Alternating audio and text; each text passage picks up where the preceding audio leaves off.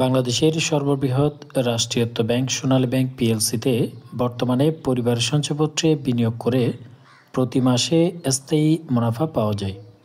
2025 সালের হালনাগাদ হার অনুযায়ী যদি কোনো গ্রাহক 5 লক্ষ টাকার পরিবার সঞ্চয়পত্র বিনিয়োগ করে, তাহলে তিনি প্রতি মাসে আনুমানিক 4,722 টাকা করে লাভ পাবেন।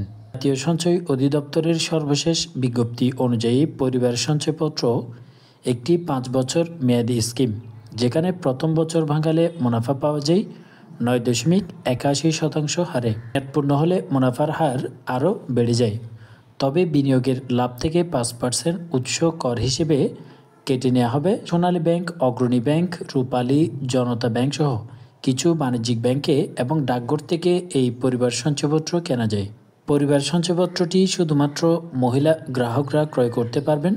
তবে পুরুষ যদি শারীরিক প্রতিবন্ধী হলে অথবা 65 বছরের বেশি বয়সী হলে তাহলেও এই স্কিম গ্রহণ করতে পারবেন।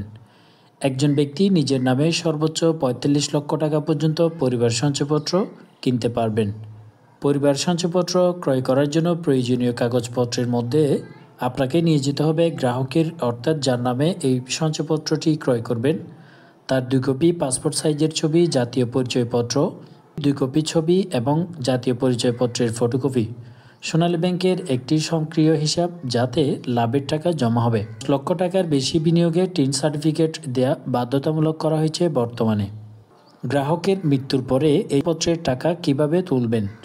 সঞ্চয়পত্র ক্রয় করা ব্যক্তি যদি মারা যায়, মনোনীত নমিনি যাকে করা হয়েছে বাকি মুনাফা ও মূল টাকাটি উত্তোলন করতে পারবেন এই নমিনি। হওয়ার আগে ভাঙালে কি হবে? যদি 5 বছরের আগেই সঞ্চয়পত্রটি ভাঙাতে চান, তাহলে নির্ধারিত সময়ের তুলনায় কম হারে মুনাফা পাওয়া যায় এবং অতিরিক্ত প্রাপ্ত অর্থ মূল টাকার থেকে কেটে দেওয়া হবে।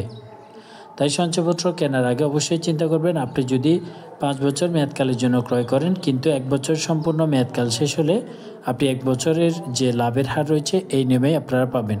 তো বর্তমানে 5 লক্ষ টাকার সঞ্চয়পত্র ক্রয় করলে 4,722 টাকা করে আপনি পাবেন।